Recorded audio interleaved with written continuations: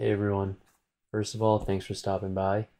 I appreciate all the love and support you guys showed me for my Delphi Theory video. So I thought I would share with you a scenario that I came up with for the um, Moscow, Idaho slayings.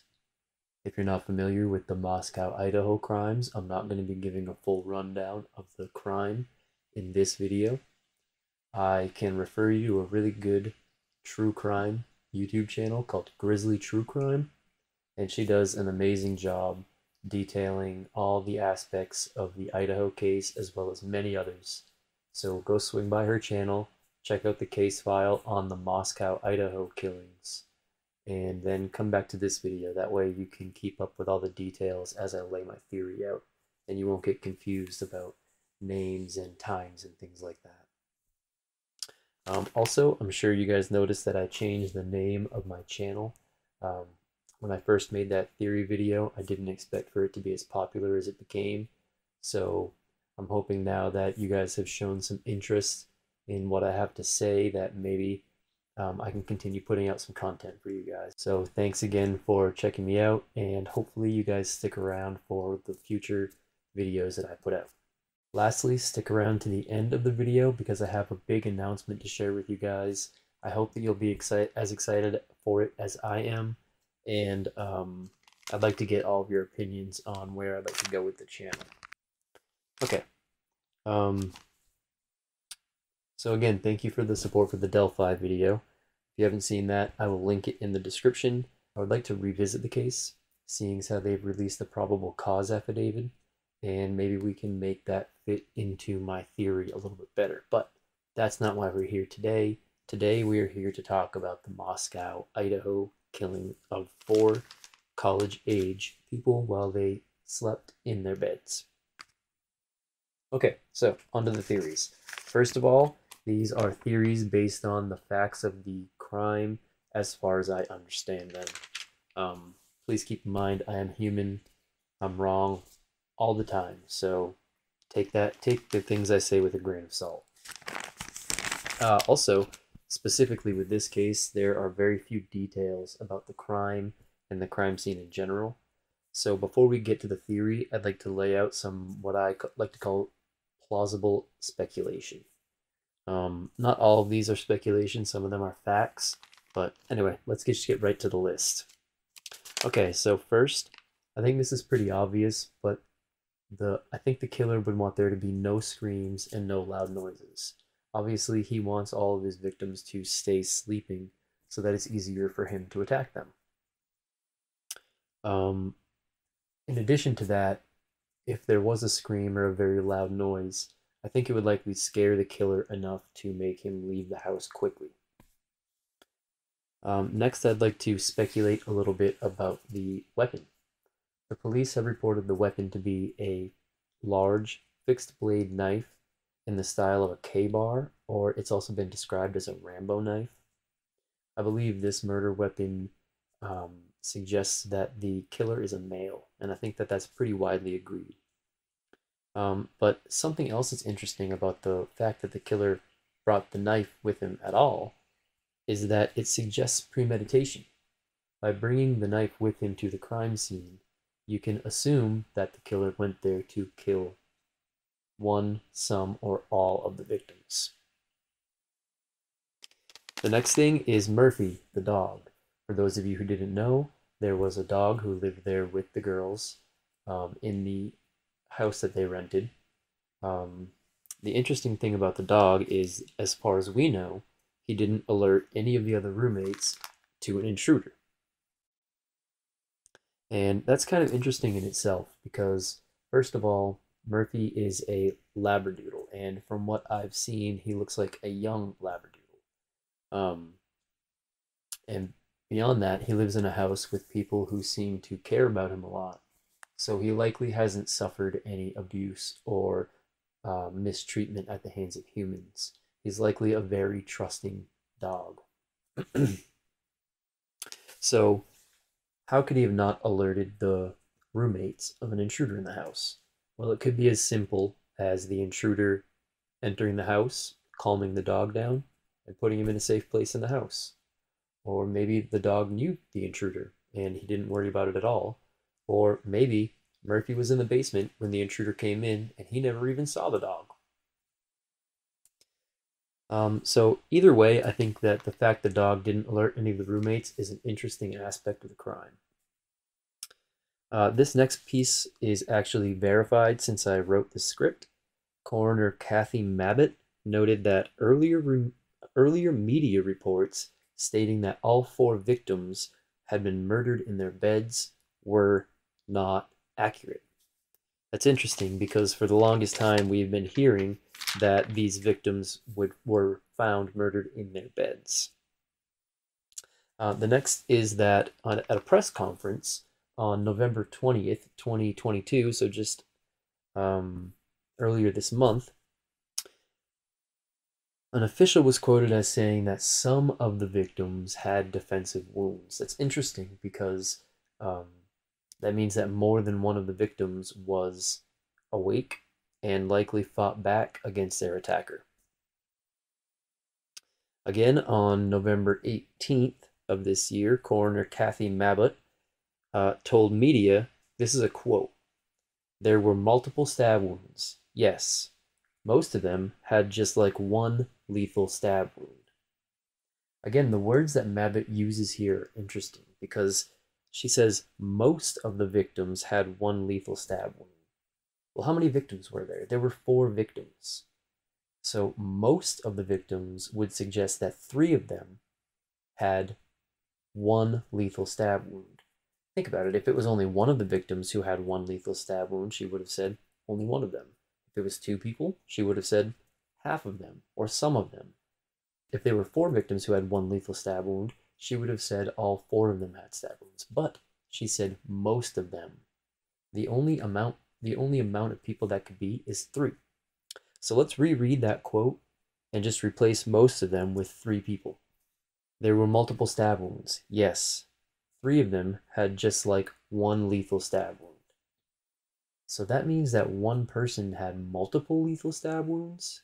Was this an overkill kind of thing on that one person? Or did that one person have multiple more superficial stab wounds that altogether netted a blood loss amount that ended up being lethal? I would lean towards the fact that it was overkill on one of them, but again, that's just speculation. And the last thing I'd like to bring attention to is that Maddie and Kaylee both called Jack in the early hours on the morning of the murder. They called between, I believe, around 2:20 in the morning and 3 o'clock in the morning. Now, those are rough times, but they're pretty accurate. I'm not going to speculate about the context of those phone calls. I'm also not going to talk about how many times or whatever, because that's not important to my theory. What we can pull out of this information is the fact that both of the girls, around 3 o'clock in the morning, were awake enough to be talking to or trying to communicate with somebody else. But they were definitely communicating with each other, because one of the girls called, and then later on, another girl called the same person. So we can assume, I think we can pretty safely assume, that those girls were talking to each other. Now, they could have been in the same room talking to each other, or it's just as likely they could have been in their own rooms across the hall from each other and texting. Either one of those situations seems pretty plausible to me. So let's move on to the theory. I believe that the killer was likely targeting both Kaylee and Maddie. Now, I think this because they have been reported as best friends since early childhood. And more than that, they've also been referred to as close as sisters. So if the killer targeted one of these 2 girls, I don't think it's too unreasonable to assume that the other girl becomes a target because of how much intimate knowledge she has of the victim, of the target's life. For instance, I'm sure we all have best friends that we tell things to that we have never told anybody else, even our parents, for instance. And maybe this was one of those cases where the girls knew so much about each other that they may have been able to point police in the right direction of the killer. So let's go to the night of the murder now. The killer waits in the back of the house in the wood line. We've all seen that picture of crime scene investigating that wood line back there. So the killer waits back there until he sees, or he thinks he sees, everyone go to bed. Now, as we know, Kaylee and Maddie stayed up even later trying to call Jack. So, eventually, the killer makes his way to the back patio door and tries the door, and to his surprise, it's unlocked. So he makes his way into the house. He may not have been immediately confronted with Murphy, the dog, and so he continues on his plan through the house. Now let's talk about his plan, okay? He wants to go all the way to the top of the house, the top floor, and confront and attack Kaylee and Maddie. To do that, he has to cross in front of Xana's bedroom. Now, in a perfect world, he could go up there, attack them silently, and get out of the house without anybody noticing. But as the killer, you have to plan for the worst case scenario. So what if he goes up there and he attacks one of them and they scream and they wake the whole house up, or they wake the whole neighborhood up? Or he goes in there and they're on the phone with 911. They saw him somehow. He needs a safe escape route. So knowing the layout of the house is a huge benefit for him because he knows that Xana's bedroom lies in his safe escape route. So in order to ensure that Xana doesn't wake up and stop him from exiting the house, he enters her room in order to attack her. As he opens the door and enters the room, he notices Ethan and Xana in the bed. He likely targets Ethan first because he's bigger and a bigger threat. As he is attacking Ethan, Xana would wake up. And now it's interesting here because if my theory is right and Xana would scream, or if she screamed right here when she woke up, the killer would have likely ran because the scream would have woke up people in the house, and now it's not just killing 4 sleeping people anymore, it's actually potentially having to fight 4 or 6 people. So I believe the killer was able to subdue Xana without her screaming. How could he have done this? Well, I believe he could have said something to her like, "Be quiet and I won't hurt you," or "Give me what I want and I won't hurt you," that kind of thing. And then, as he approached her and got closer to her, he can attack her then. After he finishes attacking Ethan and Xana, he walks out of their room, and this is a small piece of speculation, but I believe it kind of helps later on in the theory. But I believe the killer locks the door as he exits Xana's room, locks it from the inside. And then he makes his way upstairs to confront Kaylee and Maddie. So as we spoke about before, the girls could be in the same room, or they could be across the hall from each other. It doesn't really matter which is true in this theory, but either way, the killer makes his way up and attacks one or both of the girls at the same time. I believe that while he's attacking these girls, they may have still been awake and fought back and or screamed. And I believe that the resulting scuffle could have alerted Murphy all the way down in the basement. If that's the case, Murphy would have then started barking, and the killer would begin to panic because now he's had one of the girls scream, and now the dog downstairs is barking. So he makes a run for it. In his mind, he's already made ensured that his escape route will not be blocked by anybody. Because think about it, he has to run down the stairs and out the door, or the people in the basement have to wake up from a deep sleep to the dog barking, realize that they need to go see what's going on, and then make their way out of their beds, up the stairs to go check on what's going on. That whole time, the killer could be running down the stairs and running out the back door. I believe that he left the crime scene in such a hurry that he didn't even close the sliding door behind him. So that's basically my theory. I know that there's some pretty big holes in there, and one of the ones I can see right off the bat is if he left the final victim's bedroom in a hurry, how did he not track blood throughout the whole house? Because again, we we know that these two surviving roommates woke up in the late morning around 11:50, and they believe they called police at 11:58 a.m. to report an unconscious person. Well, if there was blood tracked through the whole house, they would have known that this person was in worse shape than just unconscious. Okay? Remember, the police said that this was one of the worst crime scenes they'd ever witnessed. And that goes back to when I said the killer locked the door. I thought this because as if the friends went up to see why someone wasn't waking up, or they believed them to be still passed out from the night before, when they wouldn't you open the door just to make sure your friend is okay? And if they had opened the door to make sure their friend was okay, they would have seen the brutality in that room. So that's why I think that not only could the roommates not gain access to the locked room, but they were getting, obviously, no response to their calls. And that's why they called 911.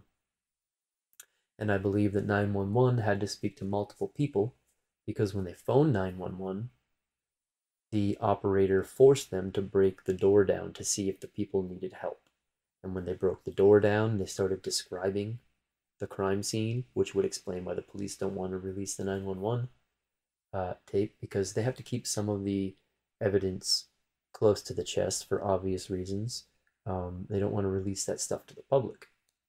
So that would explain why. And also, they had to speak to multiple people because likely the person that broke the door down went into shock pretty quickly. I mean, that's a pretty horrible thing to find for anybody. So you can imagine that they were hysterical after finding something like that. So that's my theory. It's about as detailed as I can make it, given the information that I can find. Let me know what you guys think about it in the comments. I think that I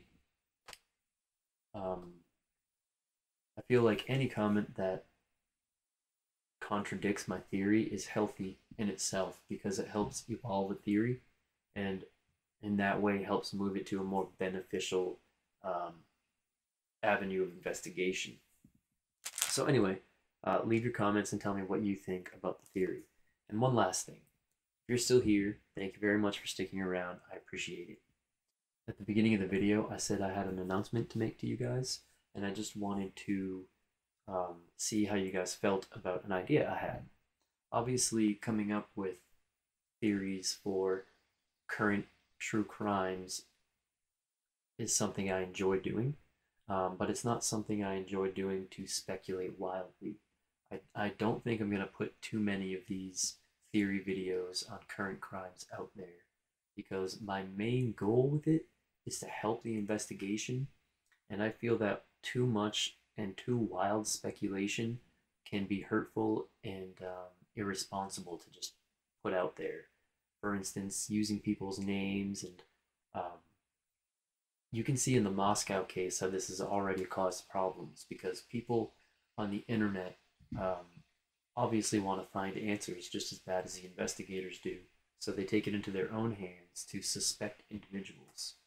But the thing is, when you throw these people's names out into the public like that, if they're not guilty of the crime, you've just affected their life in a negative way, potentially for the rest of their lives.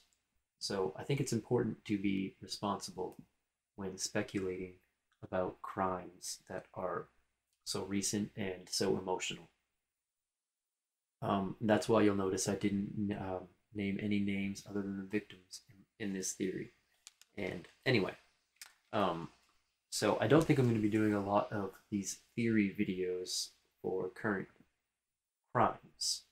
However, I was thinking about covering a cold case from my childhood, from my own hometown. This case specifically is about the homicide of a young girl in 1999. The girl was 15 years old and she was found strangled in the middle of the road in the early morning hours. this case was just reopened last year in 2021, so we could likely follow any new updates as they happen, which could be very interesting for our theory videos regarding the new cases. But also, we could help the investigation by potentially flushing out tips, leads, or really any information as it pertains to the case. So let me know in the comments if you're interested in learning about this case and following this case with me. If I get enough interest in the comments, I'll start working on the episodes, and that means that I'll submit this Freedom of Information Act to the State Police Major Crime Unit for information pertaining to the case, whatever information they feel they can release to the public. It will mean that I will schedule or reach out for interviews for people who are close to the case or were close to the case in 1999, and I will gather more primary sourced information for you all, and we can learn about the case together. I could be ready to introduce you guys to this case very soon, so I'm really excited about that, and I hope that you guys are also excited about it, because I think we could really do some good just getting the public awareness on a lot of cold case files throughout the country, because there are a lot of missing people who are still missing to this day, and families deserve justice and closure, just like in every case. So let me know how you guys feel about all that stuff in the comments. Like, comment, subscribe. Thank you for showing up. Thank you for showing your support. Stay safe and take care of each other. Thank you.